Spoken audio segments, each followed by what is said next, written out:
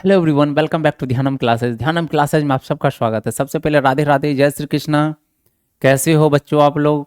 आशा करता हूँ आप लोग बेहतरीन होंगे, अच्छे होंगे, स्वस्थ होंगे, मस्त होंगे। चलिए, आज पॉलीमर्स का आज ये 7वां लेक्चर होने जा रहा है। जिन बच्चों ने अभी तक हमारा वीडियो नहीं देखा है वो हमारे वीडियो यूट्यूब चैनल पे जाके देख सकते हैं, ताकि आज का लेक्चर आपको बेस्ट रूप में समझ में आए। तो चलिए, बिना देरी करते हुए आज की क्लास की शुरुआत करता हूँ। मेरा नाम है रविरंजन और आप देख रहे हैं ध्यानम क्लासेस।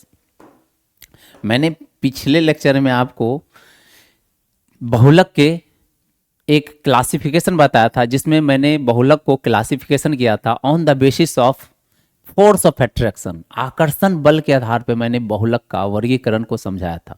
मैंने बताया था आकर्षण के आधार पर जो बहुलक होते हैं वो 4 प्रकार के होते हैं। पहला जो प्रकार बताया था जिसको हमने कहा था इलास्टोमर, दूसरा प्रकार था फाइबर्स, तीसरा प्रकार था थर्मोप्लास्ट और चौथा प्रकार था थर्मोसेटिंग। और हमने जो पहला प्रकार देखा था वो था हमारा, क्या नाम था, इलास्टोमर। और इलास्टोमर के जो बेस्ट एग्जाम्पल थे रबर। और मैंने बताया था संसार में 2 प्रकार के रबर होते हैं। एक जो प्रकृति हमें देती है जिसे नेचुरल रबर कहा जाता है, और एक जो है हम उसमें कुछ चीज़ ऐड करके हम प्राकृतिक रूप से कृत्रिम रूप में बनाते हैं, मतलब मानव निर्मित जो है रबर होता है उसको कहा जाता था सिंथेटिक रबर। तो हम लोगों ने प्राकृतिक रबर को पहले ही देखा था, पहले ही पढ़ा था प्राकृतिक रबर के बारे में कि प्राकृतिक रबर का बहुलीकरण किस तरह से प्राप्त होता है, कैसे प्राप्त किया जाता है, उसके क्या क्या यूज़ थे मैंने उसको बताया था, उसके क्या गुण थे, क्या खासियत था मैंने उसको बताया था। तो चलिए, आज का टॉपिक है, आज हम लोग पढ़ने जा रहे हैं सिंथेटिक रबर, जिसको कहा जाता है मानव निर्मित रबर कहा जाता है। तो चलिए, आज हम मानव निर्मित रबर के बारे में पढ़ते हैं। तो मानव निर्मित रबर को ही हम लोग कहते हैं इंग्लिश में सिंथेटिक, जिसको कहते हैं संश्लेषी रबर कहा जाता है, जिसे हमने बनाया है, जिसमें हमने नहीं मतलब मानव ने बनाया है, जिसे उसे कहा जाता है सिंथेटिक रबर कहा जाता है। अब ये सिंथेटिक रबर में क्या हमें मोनोमर से लेना होता है, हम उसमें लेते हैं ब्यूटाडाइन। आपको याद होगा हम प्राकृतिक रबर बनाते थे उसमें आइसोप्रीन लिया करते थे, और आइसोप्रीन का जो फॉर्मूला था आपको भली भांति याद होगा, CH2 डबल बॉन्ड C, फिर था यहाँ सिंगल बॉन्ड C, और फिर था CH2। आप जरा याद करके देखो, और यहाँ पे जो है एक CH3 ग्रुप लटका हुआ था, इसी का नाम था आइसो, और इसको कहते थे आइसोप्रीन।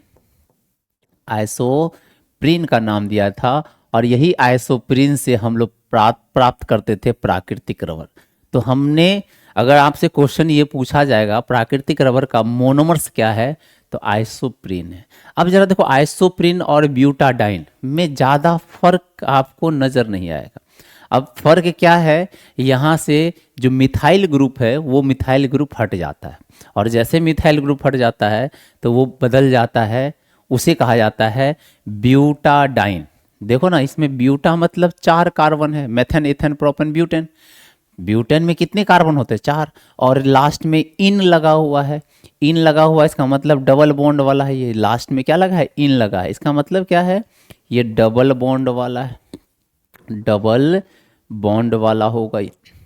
और ब्यूटाडाइन का मतलब हो गया कितने कार्बन चेन होंगे, 4 कार्बन के चेन होंगे। तो ये देखो यहाँ 4 कार्बन, 1 2 3 4, और इसके पास क्या है, डबल बॉन्ड है 2 जगह। तो ये क्या हो गया, ब्यूटाडाइन। और ब्यूटाडाइन को जब हम लोग जिगलर नाटा कैटलिस्ट के प्रेजेंस में बहुलीकरण कर देते हैं, किसके प्रेजेंस में कर रहे हैं, जिगलर नाटा।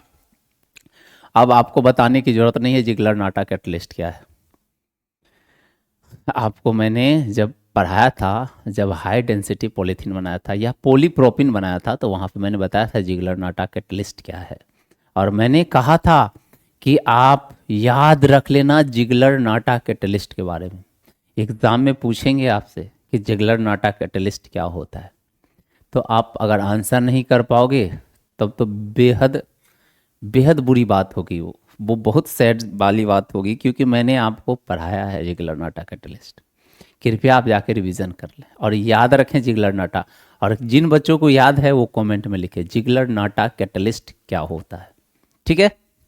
तो चलिए, जिगलर नाटा कैटलिस्ट के प्रेजेंस में जब ब्यूटाडाइन को हम लोग पॉलीमराइजेशन करवाते हैं, बहुलीकरण करवाते हैं, तो हमें प्राप्त होता है पॉलीब्यूटाडाइन। और यही पॉलीब्यूटाडाइन को ही हम लोग कहते हैं सिंथेटिक रबर। क्या कहा जाता है? सिंथेटिक।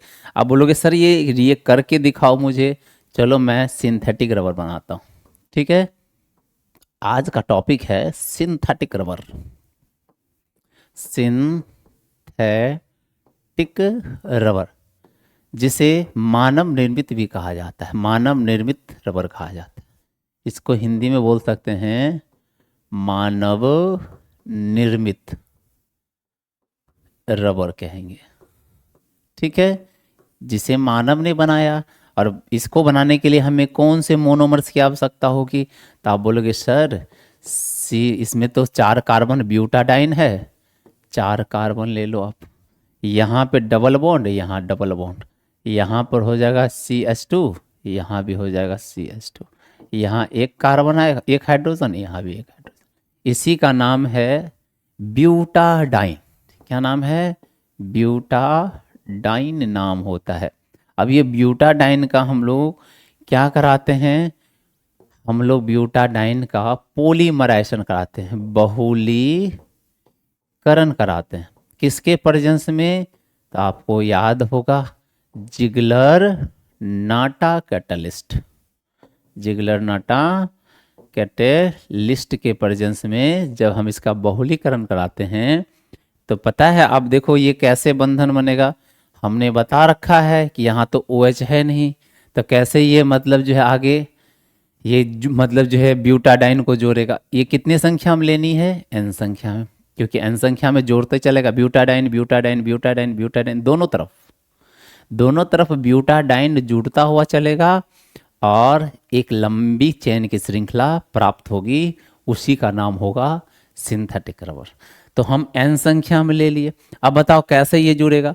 तो आप बोलोगे सर ऐसा करो, यहाँ का डबल बॉन्ड टूटेगा, यहाँ का भी डबल बॉन्ड टूटेगा, तो दोनों किनारे पर पोजीशन खाली होगा और उसी पोजीशन पर बहुत सारे संख्या में ब्यूटाडाइन आके जुड़ना शुरू हो जाएंगे और जुड़ते जुड़ते निर्माण हो जाएगा बहुलक का। अब देखो यहाँ पे कैसे हो रहा है, आप यहाँ गौर करना। CH2 डबल बॉन्ड था, CH, फिर सिंगल बॉन्ड CH, फिर डबल बॉन्ड CH2, ये इस तरह का था। तो यहाँ पे क्या होना है? इसको इधर थोड़ा सा,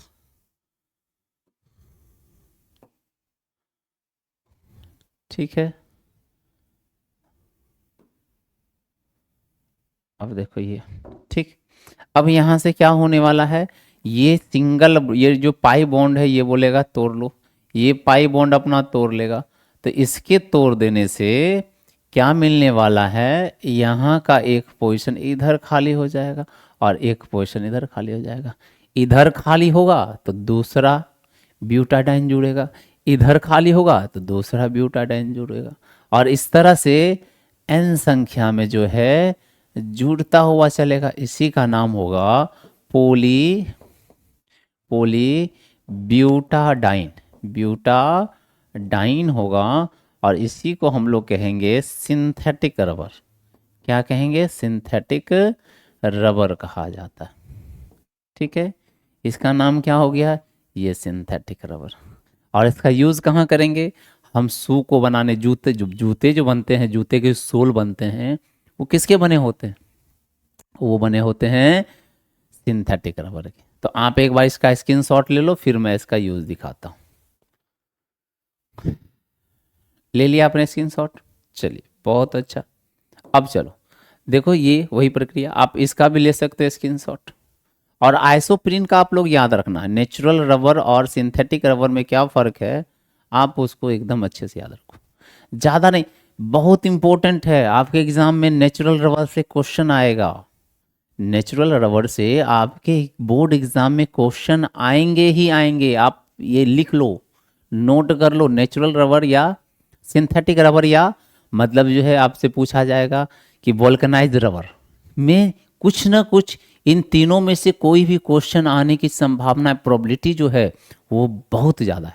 इसलिए आप याद रखना क्या है, नेचुरल रबर में आइसोप्रीन था और सिंथेटिक रबर में क्या लिया गया है? ब्यूटाडाइन। बस सिर्फ नाम का फर्क है, लेकिन जब स्ट्रक्चर देखोगे तो बस थोड़ा सा फर्क आएगा। आइसोप्रीन में जो है वो मिथाइल ग्रुप एक्स्ट्रा लग गया, ये देखो ना ऊपर में, आपको ये ऊपर में ये क्लियरली नज़र आ रहा होगा।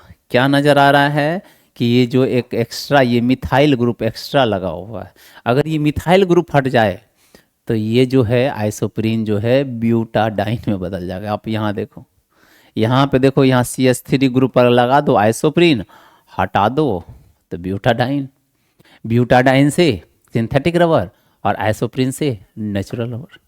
सिंपल सी बात है। ठीक है, आपको समझ में आ गया होगा, आप अच्छे से याद रख लेना इसको। अब देखो, ये जो आपके बॉल जो खेलते होगे बचपन में, जो बॉल बना होता है वो किस रबर का था? सिंथेटिक रबर था। वो नेचुरल रबर नहीं था, सिंथेटिक रबर था। आप जूते के ये सोल जो बनाए जाते हैं, जूते जो बनाए जाते हैं, उसमें कौन से रबर का यूज़ किया जाता है? उसमें जो है सिंथेटिक रबर का यूज़ किया जाता है। क्लियर हुआ? ये समझ में आया ना? ये सब जो है हमारे सिंथेटिक रबर के यूज होते हैं। अच्छा, एक रबर और होता है, ये भी जो सिंथेटिक रबर है ये भी उतना मजबूत नहीं होता है। इसको और मजबूती देने के लिए अपन लोग जो है उसमें सल्फर ऐड कर देते हैं। सल्फर ऐड कर देते हैं तो वो जो रबर होता है उसी रबर को कहते हैं गंधकीकरण, या गंधकीकरण रबर कहा जाता है। तो चलिए, आपसे ये क्वेश्चन 2 मार्क्स में आएंगे बोर्ड एग्जाम में। ये रबर का गंधकीकरण से आप क्या समझते हो? टॉपिक एकदम आप समझ लो, एकदम अच्छे से कर लो इसको। आपसे आएंगे तो आएंगे क्वेश्चन एग्जाम में। क्या क्वेश्चन आएंगे कि रबर के गंधकीकरण से आप क्या समझते हो? वल्केनाइजेशन ऑफ रबर क्या होता है? बहुत ही सिंपल, बहुत ही आसान, इजी इसका डेफिनेशन है। अब थोड़ा सा समझ लो तो आपको दोबारा पढ़ने की आवश्यकता ही नहीं है।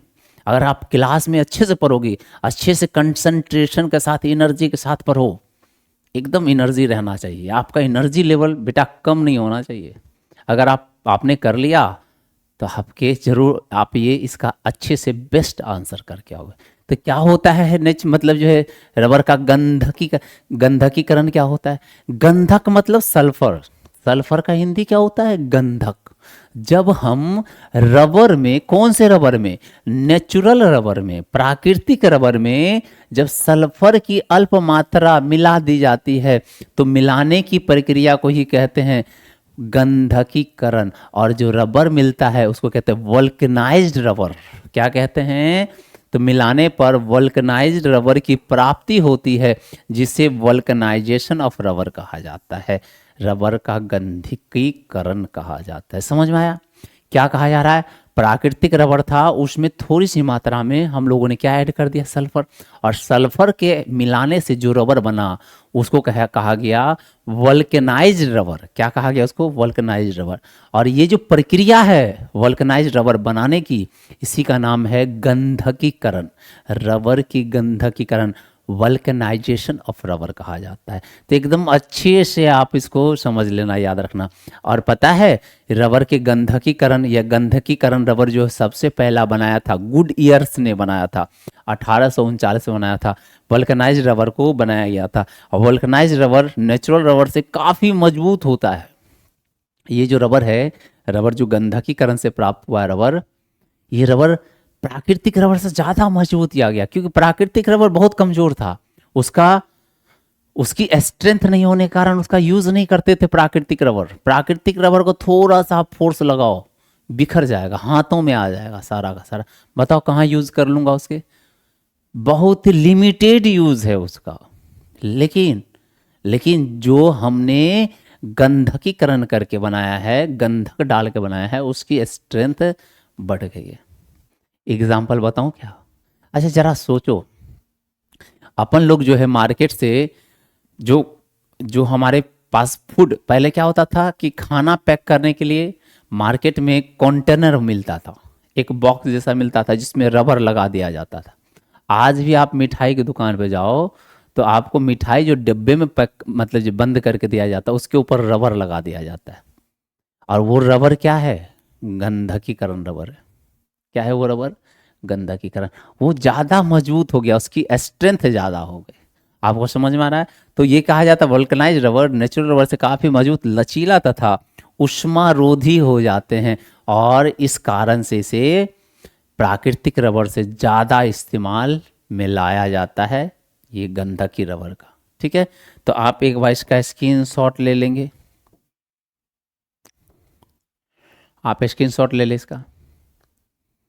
वीवीआई है बेटा, ये आप ये याद रख लेना, वीवीआई कर लेना बोर्ड एग्ज़ाम 2025 के लिए। वीवीआई कितने 2025 के एग्ज़ाम के लिए वीवीआई पूछा जाएगा। गंधकीकरण से आप क्या समझते हो, रबर की गंधकीकरण से आप क्या समझते हो, बता देना। जब नेचुरल रबर में अल्प मात्रा में जब सल्फर मिलाया जाता है तो जो रबर प्राप्त होते हैं उस रबर को वल्कनाइज्ड रबर कहते हैं, और यह प्रक्रिया ही गंधकीकरण कहलाता है। रबर का गंधकीकरण कहलाता है, वल्कनाइजेशन ऑफ रबर कहलाता है। सिंपल सी बात है।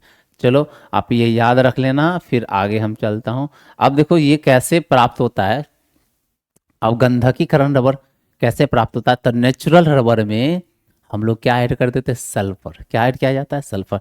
अब मैं इसको सल्फर ऐड करके दिखाता हूँ कि हम जो वल्कनाइज रबर है कैसे प्राप्त करते हैं। टॉपिक है वल्कनाइज रबर।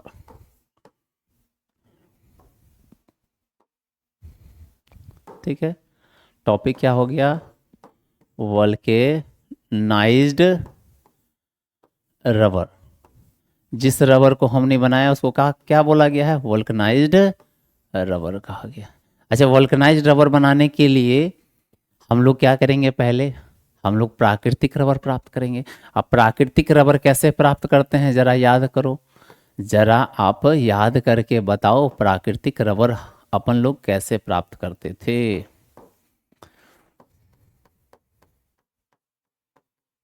ये था हमारा आइसोप्रीन, याद आया, इसका नाम क्या था, आइसोप्रीन हुआ करता था। और आइसोप्रीन का जब हम लोग बहुलीकरण करवाए थे, क्या करवाए थे, बहुलीकरण, बहुलीकरण करा दिए थे। बहुलीकरण कराने से क्या हुआ, आइसोप्रीन जो है नेचुरल रबर में बदल गया। कैसे बदल गया था, यहाँ का दोनों बॉन्ड हटा बीच में आ गया, और जो है इस तरह से आपको याद, आप एक बार देखो पीछे वाला टॉपिक को, ये इधर से डबल बॉन्ड हटा तो एक पोजीशन इधर खाली हो गया, यहाँ सिंगल बॉन्ड, फिर CH3 ये रहना ही रहना, फिर डबल बॉन्ड यहाँ आ जाएगा, फिर CH सिंगल बॉन्ड CH2, और इधर भी खाली हो गया था। अब जरा सोचो, ये दोनों साइड जो है, दोनों साइड जो है अब पोजीशन खाली हो गए थे। क्या हो गए थे, दोनों साइड पोजीशन खाली हो गया था, और यहाँ पे आके बहुत सारे आइसोप्रीन जुड़ गए थे।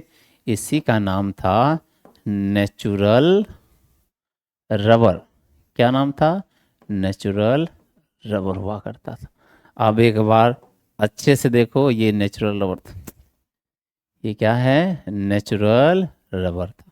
ठीक है, ये नेचुरल रबर की प्राप्ति हुई थी, और इसी को कह सकते थे पोली आइसोप्रीन भी कहा जाएगा इसको। क्यों, क्योंकि आइसोप्रीन के बहुलक से बना है। अब जरा सोचो, ऐसे ऐसे हमें बहुत सारे चेन मिलेंगे, किसके, नेचुरल रबर के, और उसमें क्या ऐड कर देना है, सल्फर। अब जरा देखो, सल्फर ऐड करने से क्या प्राप्ति हुई। अब इसमें हम क्या कर देते हैं, यहाँ पर सल्फर ऐड कर देते हैं, यहीं पे लिख देता हूँ, यहाँ मैं लिखता हूँ, रुको पहले इसके छोटा कर लूँ कुछ।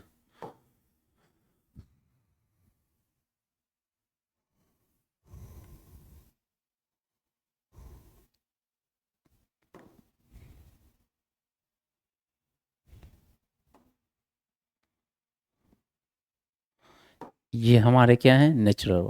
अब इसमें मैं क्या ऐड कर रहा हूँ, इसमें हमने अल्प मात्रा में सल्फर ऐड कर दिया। अब जैसे मैंने सल्फर ऐड किया तो अब देखना, अब जो रबर होगा ये रबर कहलाएगा वल्केनाइजेशन, वल्के गंधकीकरण, इसको क्या कहेंगे, गंधकीकरण। और जैसे गंधकीकरण करेंगे तो अब जरा देखना क्या क्या होने वाला है। अब एकदम अच्छे से समझो, ये इसके साथ क्या क्या होगा। हमारे पास ये इस तरह से, ये ऐसे करके आगे बना रहा हूँ, ये इधर आया, एरो मार्क करके इधर लिख रहा हूँ ताकि आपको समझ में आए कैसे हो रहा है। ठीक है, तो यहाँ पर हमारे पास CH2 था, CH3 double bond CH single bond CH, और इस तरह से ये इधर का चेन होगा, इधर चेन होगा। उसी तरह से उसी प्रकार से क्या होंगे, यहाँ भी चेन होंगे, नीचे भी इसी तरह का आप चेन बना दो, CH3, ठीक है, double bond CH single bond CH2, और ये भी नीचे में चेन होगा। अरे देखो ना, ये ऊपर वाला भी, ये कौन सा चेन, नेचुरल रबर का चेन है, ये भी नीचे में क्या है, नेचुरल रबर का चेन है। अच्छा, इसमें सल्फर ऐड करना है। अब देखो कहाँ कहाँ सल्फर ऐड होगा, तो अब एकदम अच्छे से इस बात को समझना। यहाँ डबल बॉन्ड है, यहाँ भी डबल बॉन्ड है, ये बीच वाला डबल बॉन्ड को क्या कर देगा, ये बीच वाला डबल बॉन्ड को तोड़ेगा, और यहाँ भी बीच वाला डबल बॉन्ड को एक तोड़ेगा। अब ये पाइप बंधन दोनों जगह से टूटा है, दोनों का पोजीशन खाली हो चुका है। अब ये पोजीशन खाली हुआ है तो यहाँ पर सल्फर ऐड हो गया, यहाँ भी सल्फर ऐड हो जाएगा। अब देखो अच्छे से, ये सल्फर ऐड हो गया, यहाँ भी सल्फर ऐड हो गया। क्यों ऐड हो गया, क्योंकि यहाँ डबल बॉन्ड था, यहाँ बीच में क्या था, डबल बॉन्ड, यहाँ डबल बॉन्ड, दोनों डबल बॉन्ड में पाइप बंधन को तोड़ा गया, हटाया गया। तो इस कार्बन के पास एक बंधन खाली, इस कार्बन के पास एक बंधन खाली, इसके भी पास एक बंधन खाली, इसके भी पास एक बंधन खाली। और इस प्रकार से क्या हुआ, यहाँ पर जहाँ बंधन दोनों कार्बन के बीच में खाली हुआ था, अब दोनों चेन जो है नेचुरल रबर के आपस में सल्फर से जुड़ गए। उसी तरह से नीचे भी होगा, वहाँ भी जुड़ता हुआ चलेगा, और इसी का नाम होगा वल्केनाइज्ड रबर। क्या नाम हो जाएगा, वल्केनाइज्ड रबर कहा जाएगा। बात समझ में आया, कितना आसान है। हमारे पास आइसोप्रीन था, उससे हमने नेचुरल रबर प्राप्त किया, सल्फर ऐड किया, और सल्फर ऐड करने से जो नेचुरल रबर के चेन थे वो दोनों चेन सल्फर से ज्वाइंट हो गए, बंध गए, और सल्फर से बंध जाने के कारण उसको कहा गया वल्कनाइज्ड रबर कहा गया। आप एक बार स्क्रीनशॉट ले लेंगे, आप एकदम अच्छे से अपने नोट्स में लिखते हुए चलेंगे, बनाते हुए चलेंगे, समझ के बनाएंगे कि कैसे यहाँ पे जुड़ा है। ठीक है, आप इसका स्क्रीनशॉट ले लो। आप पूछोगे सर दो चेन कहाँ से आया, अरे यहाँ n संख्या में है कि नहीं है, ये n संख्या में है। इसी तरह से नीचे भी चेन होगा, और नीचे होगा, और जाता चलेगा, जुड़ता हुआ चलेगा। सभी चेन आपस में किससे जुड़ गए, सल्फर से जुड़ गए, क्योंकि सल्फर के पास जानते हैं SO2 मतलब इसके पास 2 वैलेंसी होती है। तो आप एकदम ये याद रख लेना। अब चलो देखते हैं, वो कहानी यही तो बता रहा है ना। अब क्या कहा गया यहाँ पे, आप देखो, अब यहाँ पे कहा गया है कि हमारे पास आइसोप्रीन थे, आइसोप्रीन को बहुलीकरण कराए तो हमें क्या मिला, नेचुरल रबर। उसमें क्या हमने ऐड किया, सल्फर को ऐड कर दिया, और सल्फर को ऐड किया। देखो ये ऊपर वाला चेन, ये नीचे वाला चेन, और दोनों के बीच में देखो ना, यहाँ डबल बॉन्ड था ना, ये डबल बॉन्ड था, यहाँ डबल बॉन्ड था। एक बॉन्ड यहाँ से हट गया, एक बॉन्ड यहाँ से हटा नेचुरल रबर से, एक बॉन्ड यहाँ से हटा, और हटने के बाद एक पोजीशन इस वाला कार्बन पे खाली हुआ, एक पोजीशन इस वाला कार्बन पे, एक पोजीशन इस वाले पे, एक पोजीशन इस वाले से, क्योंकि डबल बॉन्ड हटाया हमने। किसको हटाया, बीच से डबल बॉन्ड को हटाया।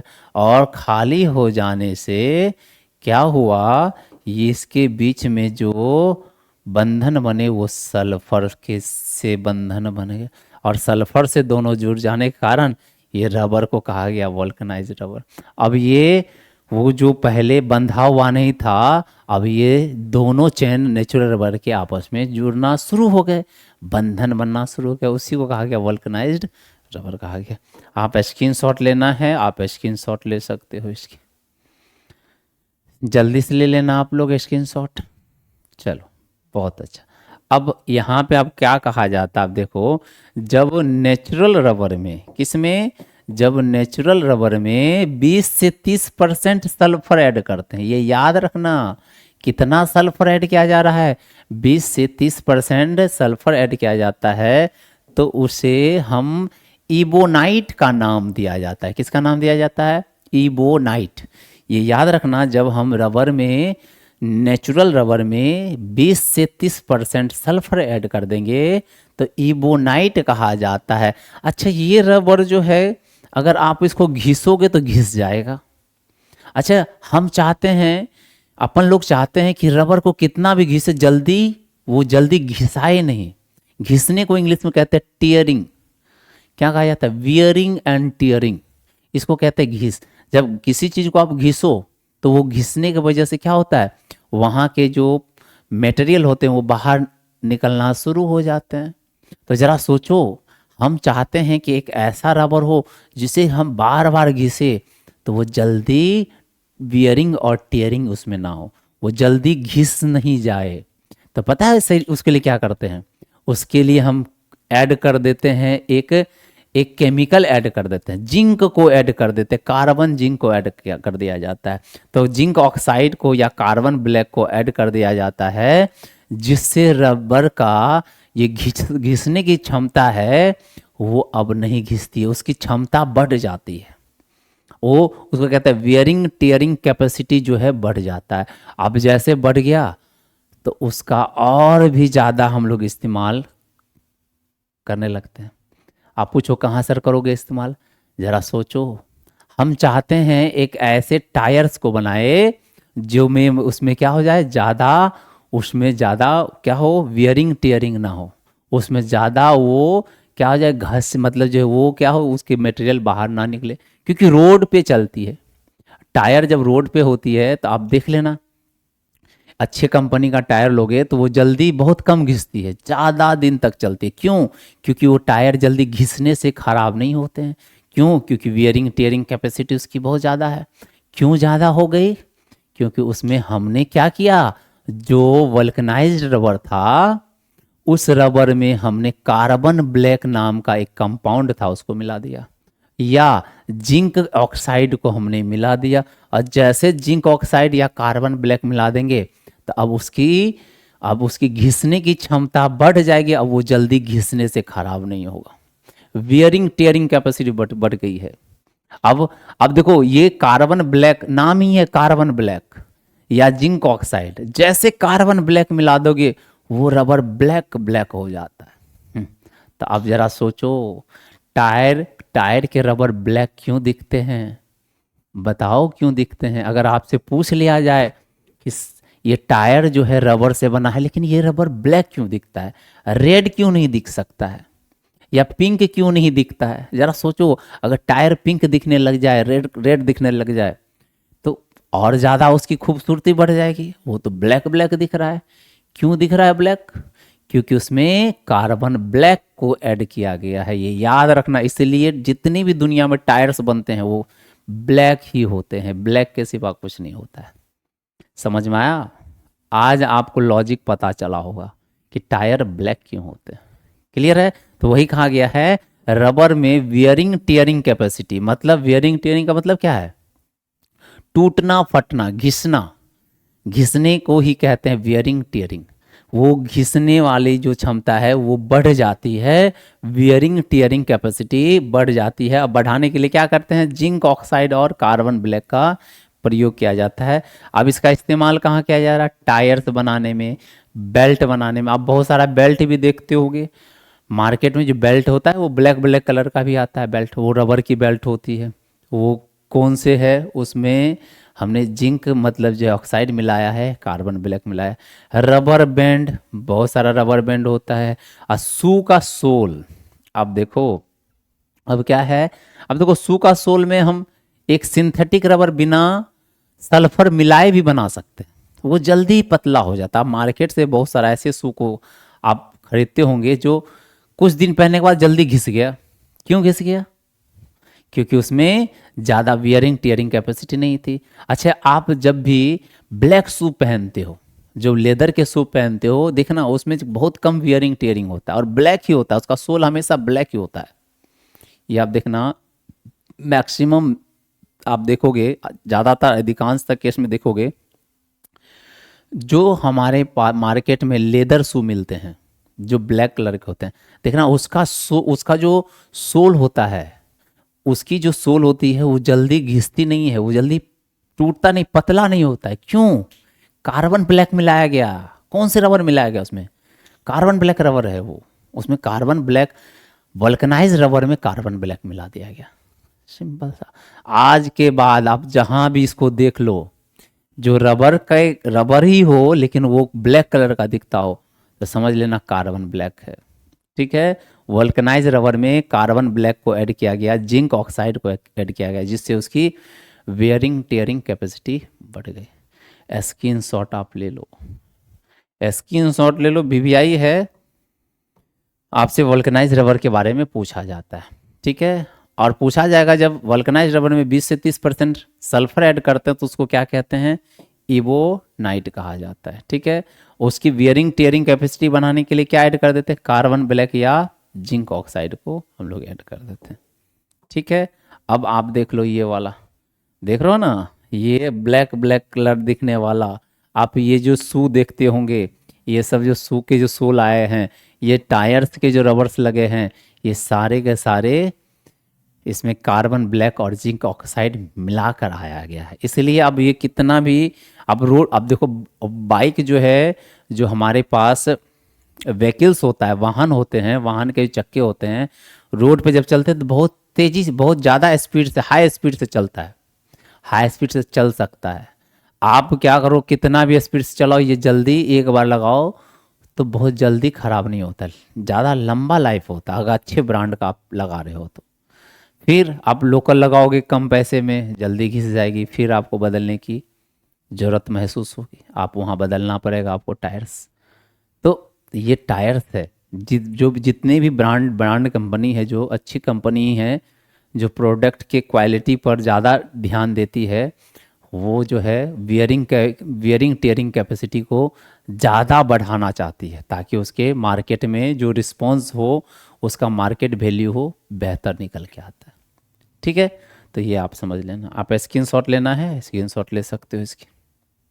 ठीक। फिर देखो एक रबर है दूसरा जिसका नियोप्रीन है। अगर आप आइसोप्रीन को समझ गए होंगे, अगर आइसोप्रीन को आप जानते हो तो नियोप्रीन बनाना भी बहुत आसान है। अच्छा, अंतर क्या है? आइसोप्रीन में मिथाइल था और नियोप्रीन में मिथाइल की जगह क्लोरीन ऐड कर दो बस, और बस बहुलीकरण कर दो, निकल के आएगा। चलो मैं करके दिखाता हूँ। अब हमें एक अलग प्रकार का रबर बनाने जा रहे हैं जिसका नाम है नियोप्रीन। क्या नाम है? नियोप्रीन। नियोप्रीन रबर, ये भी रबर है। ठीक है। आइसोप्रीन क्या हुआ करता था? CH2 डबल बॉन्ड C, फिर सिंगल बॉन्ड CH, फिर डबल बॉन्ड CH2। ठीक है। और यहाँ पे क्या हुआ करता था? CH3। किसमें? आइसोप्रीन में। लेकिन यहाँ CH3 मत डालो, यहाँ पे CH3 की जगह पे क्लोरीन ऐड कर दो, Cl, और इसी का नाम हो जाएगा नियोप्रीन। क्या नाम हो जाएगा? नियोप्रीन। और जैसे ये नियोप्रीन को हम लोग, इसको छोटा कर लेता हूँ, जैसे ही हम लोग नियोप्रीन को क्या करेंगे, इसका बहुलीकरण करवा देंगे। क्या करना है? बहुलीकरण करवा देना है, बहुलीकरण कराना है। आप खुद रिएक्शन करके बताओ कैसे होना है। यहाँ से डबल बॉन्ड हटेंगे, यहाँ से डबल बॉन्ड हटेंगे, ये डबल बॉन्ड कहाँ शिफ्ट होगा? बीच में, यहाँ का पोजीशन खाली, इधर का पोजीशन खाली, और दोनों जगह बहुत सारे नियोप्रीन आके जुड़ जाएंगे, तो क्या बना लेगा? नियोप्रीन। तो ये कहा जाएगा, ये n संख्या में लेना है अपन लोग को। कितने संख्या में लेना है? n संख्या में लेना है। अब जैसे इसका बहुलीकरण हम लोगों ने कराया तो क्या मिला? CH2, इधर पोजीशन खाली हो गया होगा एक, फिर यहाँ पे Cl, ये Cl तो रहेगा ही, C, डबल बॉन्ड बीच में आ गया CH, और इधर CH2, और इधर भी पोजीशन खाली हो गया होगा। और ये कितने संख्या में रिपीट करेंगे? ये n संख्या में रिपीट करेंगे और नियोप्रीन को बता देंगे, सॉरी, ये नियोप्रीन को बना देंगे, नियोप्रीन। एक्चुअली में इसे हम बोल दिए थे नियोप्रीन, इसका नाम है क्लोरोप्रीन। क्लोरोप्रीन कहा जाता है। आप मेरी बातों को नहीं, भावनाओं को समझो। ये क्या है, क्लोरोप्रीन। तो मैं पूछूंगा न्यूप्रीन के मोनोमर्स क्या हैं, क्लोरोप्रीन। क्या है, क्लोरो। क्यों क्लोरोप्रीन? आइसोप्रीन और क्लोरोप्रीन में अंतर है। यहाँ देखो ना, क्लोरो मतलब क्लोरीन आ जाएगा, अगर आइसो लग जाता CH3 मिथाइल ग्रुप आ जाता। याद है कौन ग्रुप आ जाता, आइसोप्रीन जब भी लगेगा तो Cl के जगह पे CH3, और CH3 को मिथाइल ग्रुप कहते हैं। और क्लोरो लग गया तो CH3 की जगह पे क्लोरीन ऐड कर देना, इसी का नाम है क्लोरोप्रीन। कितना आसान है, ठीक है। और क्लोरोप्रीन को जब हम बहुलीकरण कराएंगे तो हमें न्यूप्रीन मिलेगा। ये भी एक रबर है, आप स्क्रीनशॉट ले लो इसका, ठीक है। चलो अब जरा देखो, यही बात है, ये हमारे पास क्या था, आइसो सॉरी क्लोरो, बार बार आइसोप्रीन निकल जाता, ये क्लोरोप्रीन है। क्या है ये, क्लोरोप्रीन। तो ये क्लोरोप्रीन था हमारे पास। क्लोरोप्रीन का जो है IUPAC नेम है 2-chloro-1,3-ब्यूटाडाइन। 2-chloro-1,3-ब्यूटाडाइन इसका IUPAC नेम होता है। IUPAC नेम लिखना आप लोग जानते होंगे, बहुत आसान है। आप जो IUPAC नेम लिखना जानते हैं, पढ़े हैं, उसका नाम समझ गए। 2 पर 1, 2 पर क्लोरो है, 1 3 पर क्या है, ब्यूटाडाइन है। मतलब जो है डबल बॉन्ड है, इसलिए डाइन लग गया वहाँ पे, ठीक है ना, ब्यूटाडाइन है। अब इसको क्या कराए, बहुलीकरण कराए। अब बहुलीकरण कराए तो क्या मिला, न्यूप्रीन। अच्छा, क्लोरोप्रीन को भी प्राप्त किया जाता है यहाँ पे CS double triple bond CS से। अब इसको प्राप्त किया जाता है, सॉरी यहाँ तो सिंगल बॉन्ड होगा, डबल बॉन्ड नहीं होगा। तो आप इसको याद मत रखना, ये याद मत रखना है। ये क्लोरोप्रीन प्राप्त करने के तरीके हैं। तो ये आपसे नहीं पूछा जाएगा, बोर्ड एग्जाम में आपसे यही पूछा जाएगा, नियोप्रीन के मोनोमर्स क्या है, क्लोरोप्रीन है। पूछा जाएगा प्राकृतिक रबर के मोनोमर्स क्या है, आइसोप्रीन है, ठीक है। पूछा जाएगा रबर के गंधकीकरण में हम किसका इस्तेमाल करते हैं, सल्फर का इस्तेमाल करते हैं। पूछा जाएगा कि रबर में हम बियरिंग टेयरिंग कैपेसिटी को बढ़ाने के लिए क्या मिलाते हैं, कार्बन ब्लैक और जिंक ऑक्साइड को मिलाते हैं। ये सब आपसे जो क्वेश्चन हैं किए जा सकते हैं, ठीक है। तो आप जो है इसका स्क्रीनशॉट लेना है तो ले सकते हो। ये यहाँ पे डबल बॉन्ड होगा, ये इसको याद बिल्कुल मत रखना। ले लिया आपने स्क्रीनशॉट, चलिए बहुत अच्छा। अब आगे चलता हूँ। अब देखो ये नियोप्रीन वाला रबर है। आप जो जैसे आप देखते होंगे जो सीमेंट के काम करते हैं, सीमेंट फैक्ट्री में आप देखना, अगर खुले हाथों से वो जाएगा काम करने तो सीमेंट जो है उसके स्किन के लेयर को ख़राब कर देगी, और स्किन खराब हो जाएगा और वो बीमार पड़ जाएंगे।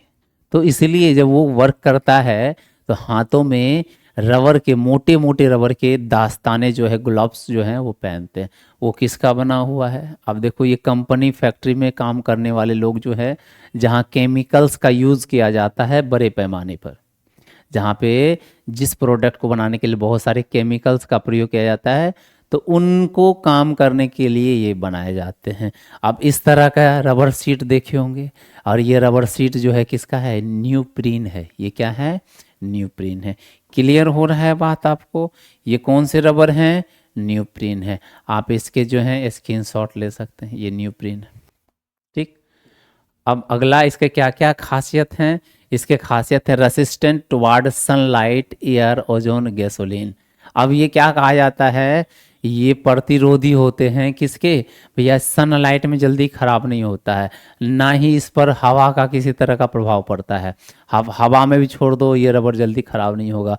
ओजोन गैस अगर इससे इसमें अगर डाल दिया जाए तो फिर भी खराब नहीं होने वाला है। गैसोलीन से जो है उससे खराब नहीं होगा।